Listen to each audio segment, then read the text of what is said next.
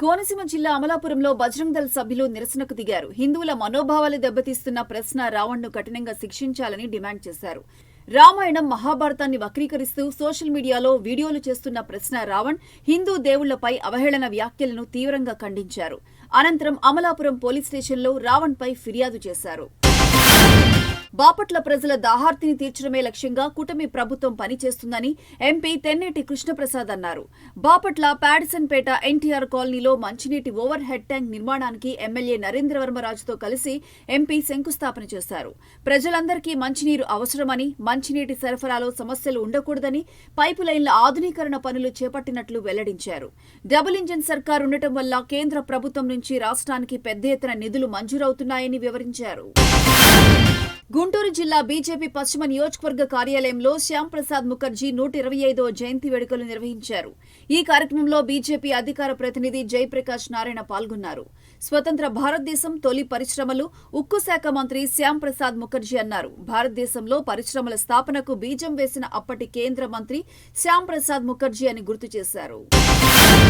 గుంటూరు జిల్లా తూర్పు నియోజకవర్గంలో ఎమ్మెల్యే మహమ్మద్ నజీర్ పర్యటించారు.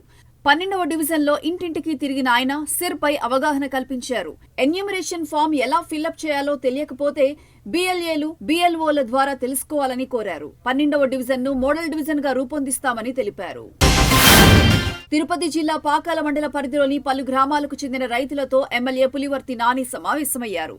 వల్లివేడు, కావలివారిపల్లి, రాయివారిపల్లి, పదిబట్ల బయలు, గుండ్లగుట్లపల్లి, పుల్లవాండ్లపల్లి గ్రామాల్లో ఏనుగుల దాడి వల్ల తీవ్రంగా నష్టపోయిన 44 మంది రైతులకు 6,79,730 రూపాయల నష్టపరిహారం చెక్కులను అందజేశారు.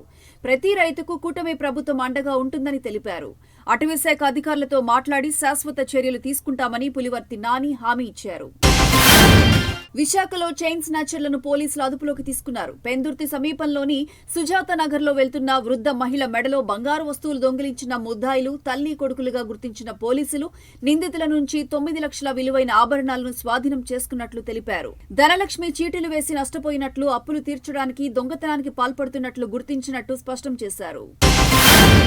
విజయనగరం జిల్లా కేంద్రంలో ప్రపంచ జూనోసిస్ దినోత్సవం వేడుకలు నిర్వహించారు. పట్టణంలోని కోట వెనుక వైపు గురుజాడ అప్పారావు రోడ్లోని జిల్లా పశుసంవర్ధక ఆసుపత్రిలో జూనోసిస్ వ్యాధులపై అవగాహన కార్యక్రమం చేపట్టారు.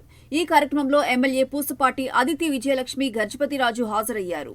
జూనోసిస్ పై ప్రజలకు అవగాహన కల్పించారు.